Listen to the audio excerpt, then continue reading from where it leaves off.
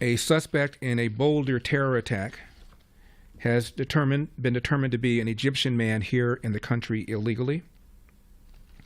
The attack took place at an event in Boulder put on by Run for Their Lives, which is a grassroots group that organizes run and walk events calling for the release of the Israeli hostages that have been held since October 7. They've been holding these events every single week since October 15. There have been no incidents until just now. The suspect was heard yelling, "How many children have you killed? We have to end Zionists. They are killers."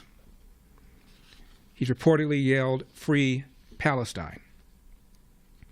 Now, his name is Mohammed Sabre Solomon, 45 years old, an Egyptian national who came here 2 years ago, overstayed his visa, therefore became an illegal alien, but was allowed to remain under a program under the Biden administration.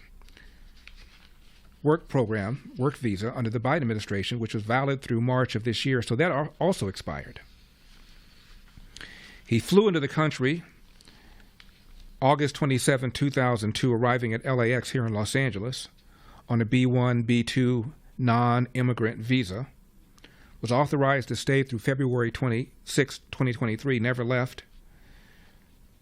September 29, 2022, he filed a claim, presumably for asylum. And in March of 2023, under the Biden administration, he was given work authorization, which, as I said earlier, was valid through March of this year. But of course, that has also expired. Now, 8 people have been injured. The authorities are not saying whether any of those who've been injured and set on fire, which I'll describe in just a second, have died. He's allegedly used a flamethrower and an incendiary device to target pro-Israeli protesters in downtown Boulder, again injuring at least 8 people, the full number not yet known. Whether or not any of these 8 have died, not yet known. Held on a $10 million bond on charges including felony use of incendiary devices. Now, initially, the Boulder authorities did not call the terror attack a terror attack, so we need to know a little bit more. I guess yelling, "Kill the Jews," and other such remarks did not give them any kind of clue. Free Palestine apparently did not give them any kind of inkling of whether or not this guy might be a terrorist. MSNBC Hee-Haw initially identified him as a white male, number 26. As far as the investigation itself, we're still trying to verify and confirm some video, but it appears to show a significant portion of the incident as it happened. There's an individual that's taken into custody. He's a white male. Whether or not that's the person that police ultimately arrested and will ultimately charge in this crime, a bit of a question at this time, but that's just what we've seen so far. Now, whether an Egyptian Muslim could be called a white male was sort of addressed when Rashida Tlaib questioned why the 2020 census erases Middle Eastern and Northern Africans and categorized them as white. Here's what she said to the director of the Census Bureau about the 2020 census, number 25. We are all rightfully concerned about communities like mine that are at serious risk of being undercounted in 2020 census. But something I'm particularly concerned about is the lack of representation on the form of people who look like me. Starting in 2015, a research effort spanned years under the previous administration, led by the Office of Management and Budget, by community organizations like Access and the Arab American Institute and many others, which pushed to add the new category to the 2020 survey called Middle Eastern North African, or what we call MENA. In 2015, Director, the category went into the field for testing, and based on the findings, the Census Bureau recommended the inclusion of MENA category in the 2020 census. Despite these findings, however, the Census Bureau announced under the current administration that MENA category would not be included in the census. Dr. Dillingham, do I look white to you? Congresswoman, I think that if you tell me what you identify with, and I think I would respect that. Sure. So, Director, are you aware that people like me who are Arab, Middle Eastern, North African have to indicate that they're white on the U.S. Census?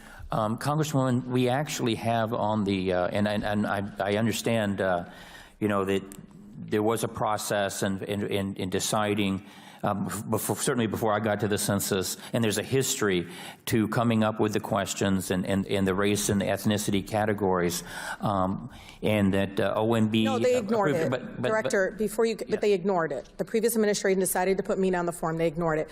But do you think if I circled white category, that would be an accurate depiction of my racial and ethnic background? Congresswoman, we do not second guess what you put down there. Well, and we do have a write-in. We do have a write-in. Director, you're not giving me an option, because let me tell you, there's a reason why the recommendation happened. Sure. Because would circling white on the census change my lived experience as a person of color in our country? Right? Even saying that, you understand there's a difference when you actually have the checkoff box.